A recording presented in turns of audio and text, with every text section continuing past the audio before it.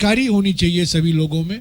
इसीलिए उस संदर्भ में राहुल जी ने कहा ठीक है, जो किया है आपने बहुत अच्छा है, पर और भी कुछ करने की ज़रूरत है। कल आपने सुना होगा कॉर्नर मीटिंग में उन्होंने कई बातों का जिक्र किया, और ख़ास तौर से ईस्टर्न राजस्थान कैनाल प्रोजेक्ट के बारे में पार्लियामेंट में भी सवाल उठाए हैं। हमारे जो नीरज डांगी हैं राजस्थान के सांसद, उन्होंने खुद ये 3 या 4 बार सवाल उठाया है।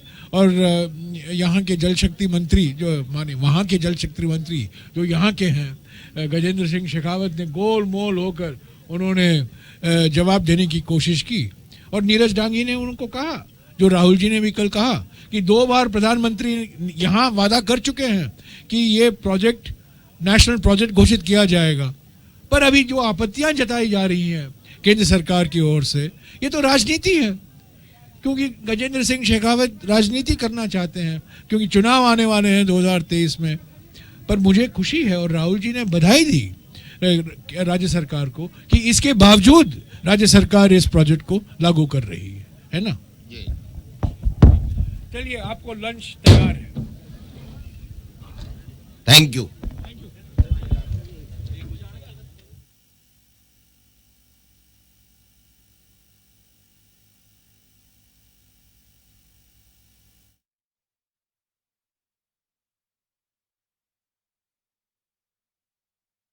मैं काफी पूरी तरीके से ये डेवलपमेंट यानी किस तरीके से 16 दिसंबर को मनाया जाएगा विजय दिवस के रूप में, उसकी चर्चा की जा रही है, तैयारियां की जा रही है।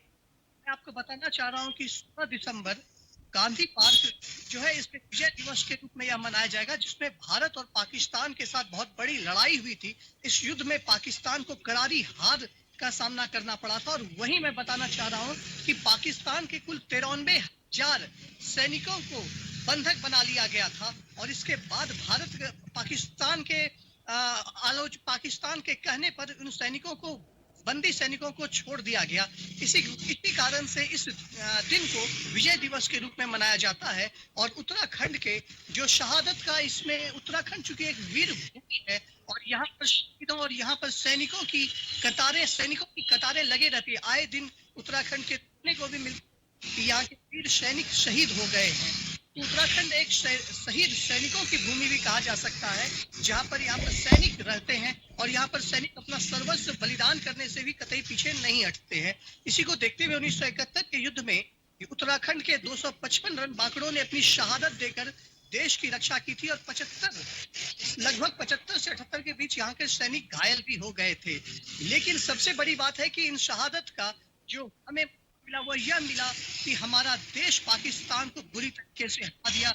हमारा देश पाकिस्तान यूं तो चाह दिया जाता तो पाकिस्तान के अंदर हमारी भारतीय सेना घुस चुकी थी, कराची तक पहुंच गई थी, लेकिन रोक दिया गया, भारतीय सैनिकों को रोक दिया गया और भारतीय सैनिक वापस लौट गए। लेकिन इस जीत को विजय दिवस के रूप में उत्तराखंड में मनाया जाता है।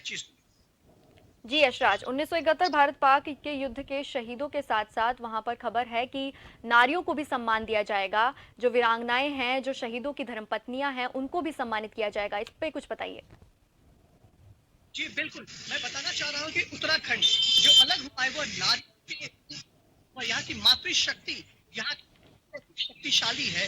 अन्य प्रदेशों से ज्यादा यहाँ की मातृशक्ति ने अपने उत्तराखंड राज्य के